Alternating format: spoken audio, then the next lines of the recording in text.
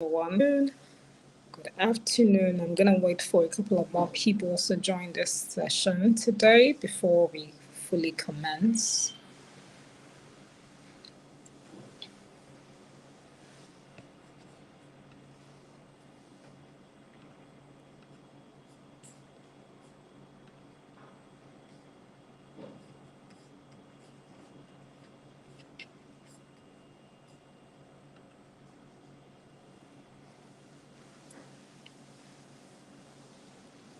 All right, it's 1 p.m. Hi, everyone. My name is Kendi Ruth Onoshoga, also known as KRO. All right. And yesterday we started the maiden edition of Build with Pandora, where we touched on why the session is set to hold and all the things we were looking to accomplish with this session. So for 30 minutes, from 1 p.m. to about 1:30, or maybe even earlier, depends on my schedule really, I'll be more than happy to share a bit of marketing nuggets and how we've been able to successfully carry out, marketing and communications activities for quite a number of clients in our portfolios. Okay.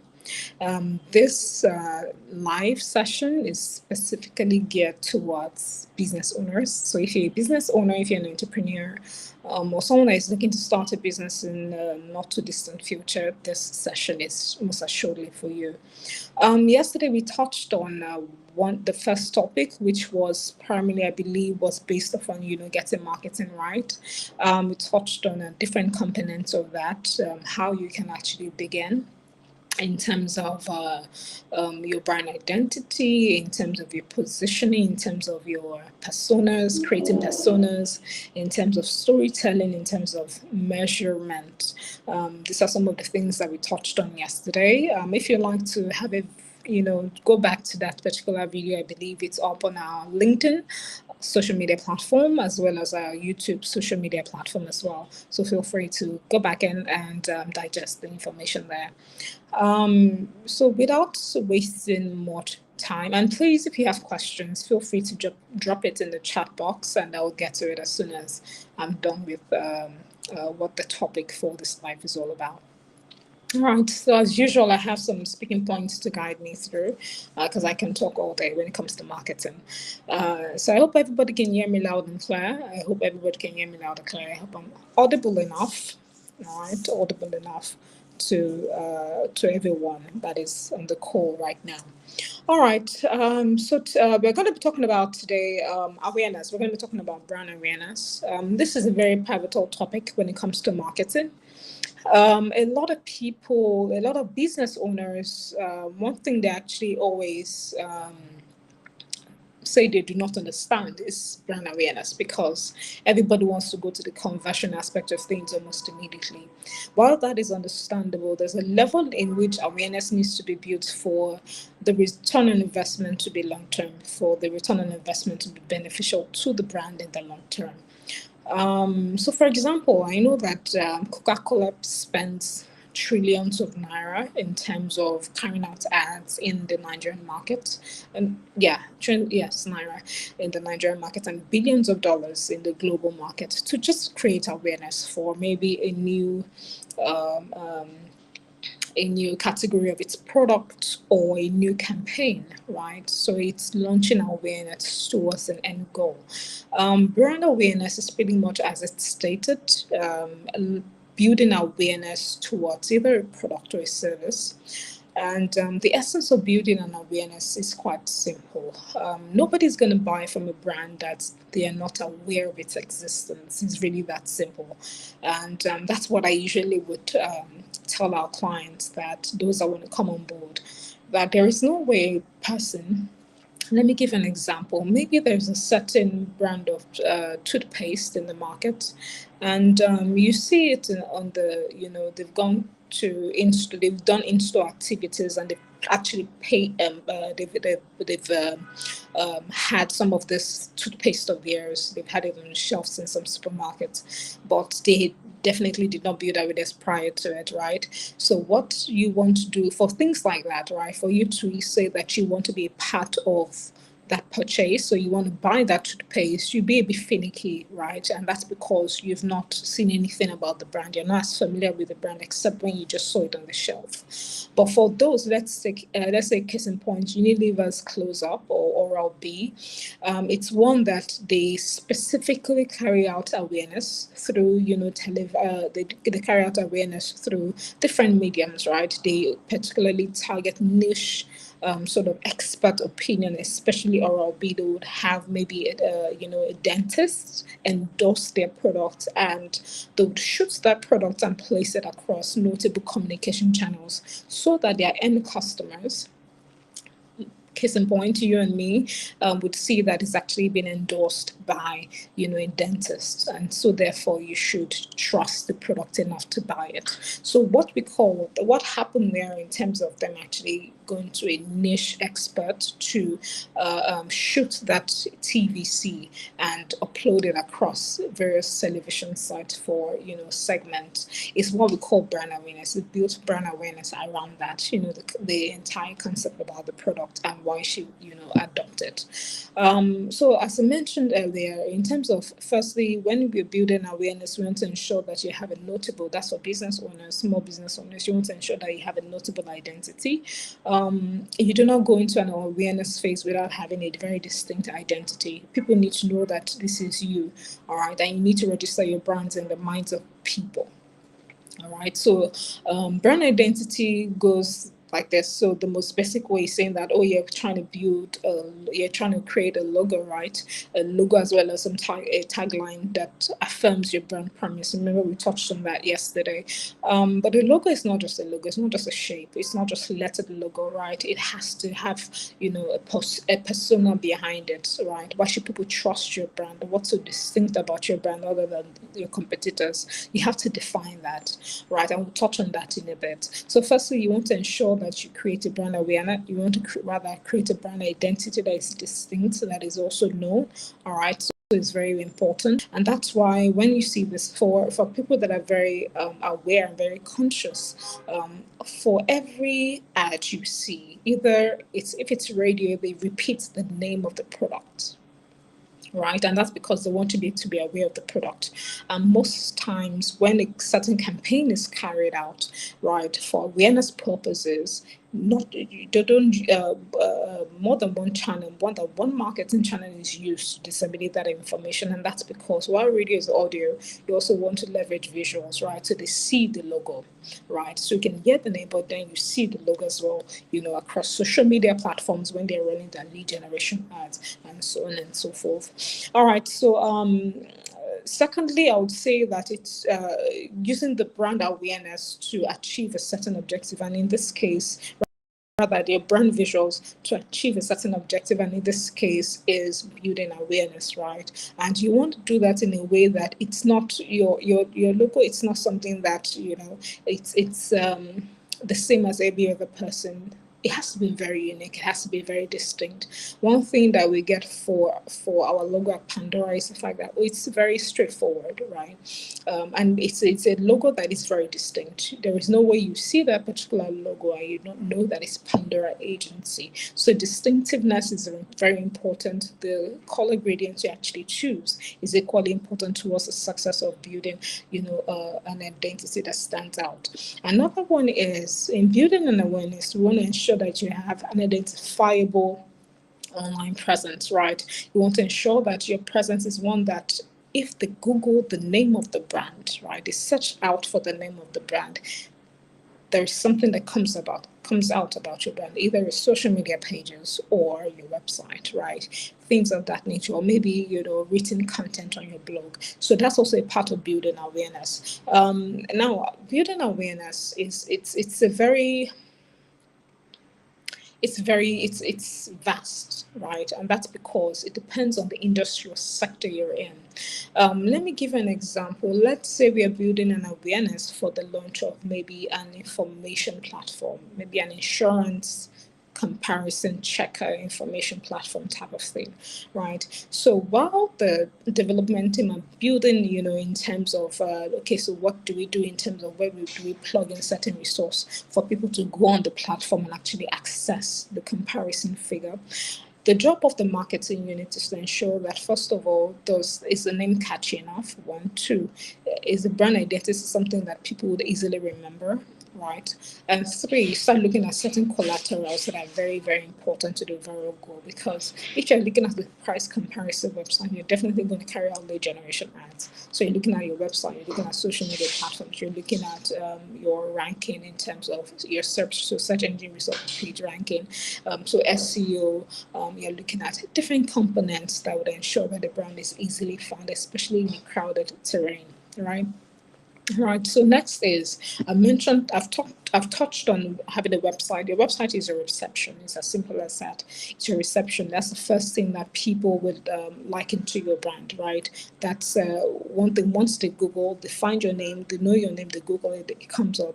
That's one thing that starts building awareness in the minds of people, especially as it regards to trust. And trust is a huge component of converting clients. All right. So another one is anticipatory marketing, right? So another way to build awareness is through anticipatory marketing, right? So in terms of and I've seen this a lot with I believe the new what's his name now? This Nigerian basketball player that is also a Grecian. His recent visit to Nigeria to promote his story on Amazon Prime is a very classic example of what building awareness entails. So the anticipatory part of it was the short clip video that was being posted across social media platforms, readying the minds of fans, readying the minds of Nigerians towards the launch of that particular video on Amazon Prime or Prime Video. I don't know what it's called exactly. So things of that nature. All right. So those are also called anticipatory marketing, right? You want to anticipate. You want your audience to anticipate what you're about to release. All right.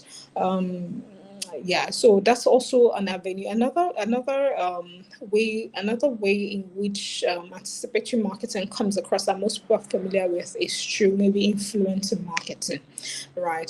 The use of influencers. Maybe a new movie just came out. We saw that quite a number of movies launched towards the end of last year as well as early this year, and a lot of influencers were sent boxes, hampers, right? So those are awareness, right? So their job is to ensure that they post what's in the box, how they receive the box, things of that nature. Another way to build awareness is through public relations and media relations. Very, very key. And that's because when you're launching a business, a product or a service-based business that is not known yet, in building awareness, you want to affiliate yourself with an existing brand that already has an awareness, right? And again, this is done. Some of this, a way to do this is through public relations and media relations. So it's saying that you're releasing, editorials, you're releasing featured posts, you're releasing interviews, things of that nature. It's always advised, especially in this digital age, that you don't just do it with print. So print is fine for evidentiary purposes, but in the long run, you want to ensure that you have it on digital as well.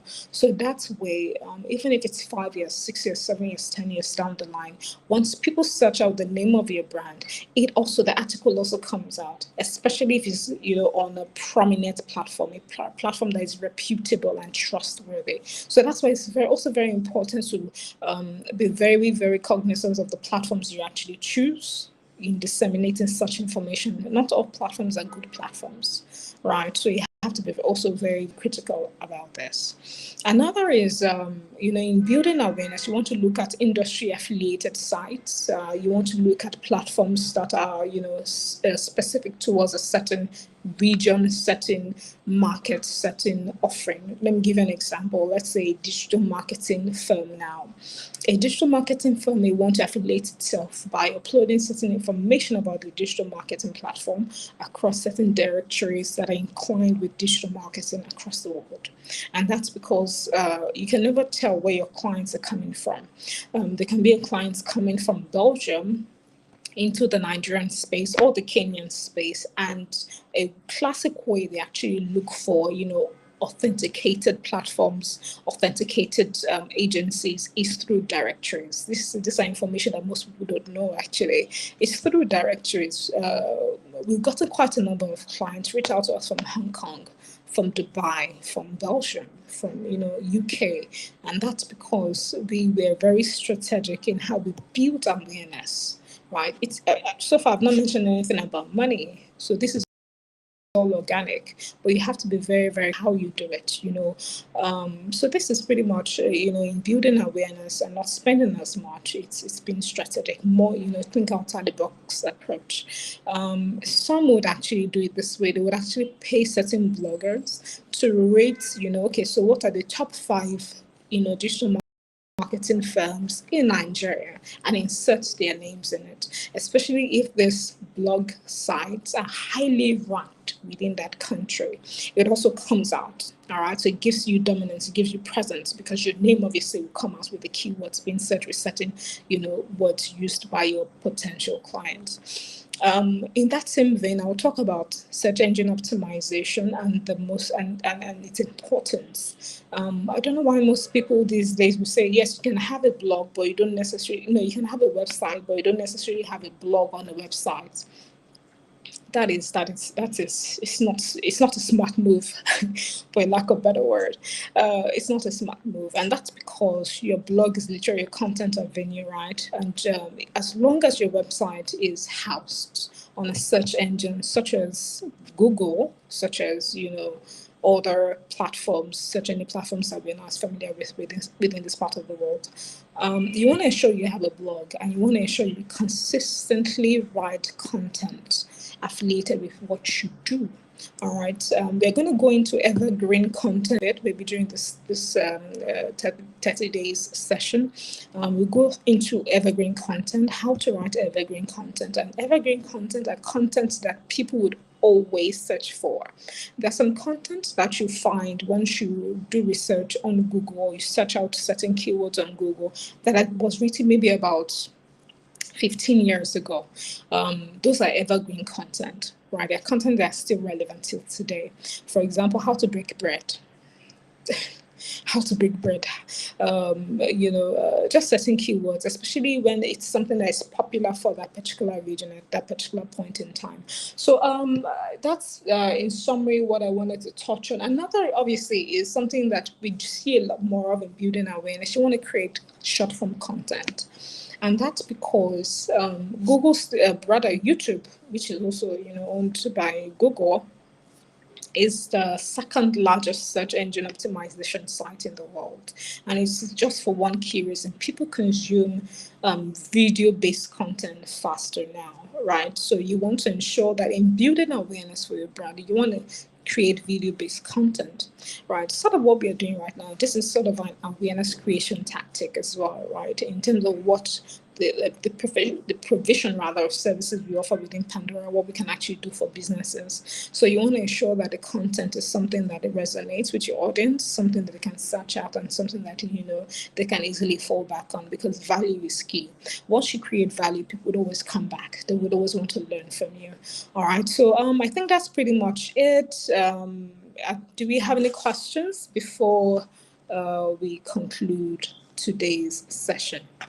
Any questions across YouTube or LinkedIn? Do we have any questions?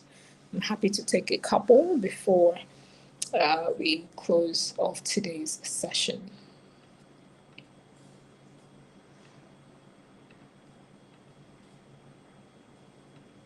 All